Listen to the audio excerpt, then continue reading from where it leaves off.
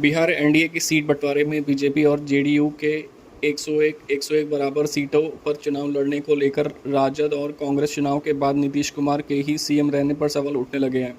NDA में चिराग की लोजपा और को 29, जीतनाराम मांझी की हम और उपेंद्र कुशवाहा को रालोमो को 6 सीटें मिली हैं। बिहार के पहली बार होगा कि बीजेपी और जेडीयू एक समान सीटों पर विधानसभा का चुनाव लड़ेगी। विपक्ष के नेताओं का आगे नीतीश के सीएम होने पर सवाल उठाना पिछड़े और अति पिछड़े वोटरों को कंफ्यूज करने की राजनीति का हिस्सा दिखाता है। भाजपा के कई नेता कई बार कह चुके हैं कि आगे भी नीतीश के नेतृत्व में एनडीए की सरकार बनेगी। राजद सांसद मनोज झा ने कहा कि वो इस सीट बंटवारे को 142 और 101 की तरह देख रहे हैं। उन्होंने कहा कि इसे बीजेपी प्लस 142 और जेडीयू 101 कहना चाहिए। एक तरफ बीजेपी चिराग मांझी और कुशवाहा हैं, दूसरी तरफ नीतीश हैं। राजद प्रवक्ता ने कहा कि नीतीश के बड़े भाई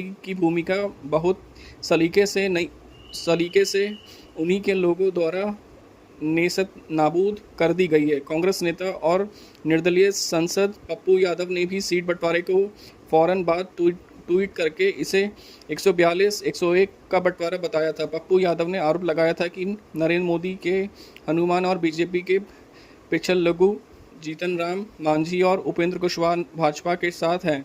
उन्होंने जेडीयू के कार्यकारी अध्यक्ष का नाम लेकर कहा था कि संजय झा का मिशन पूरा हो गया।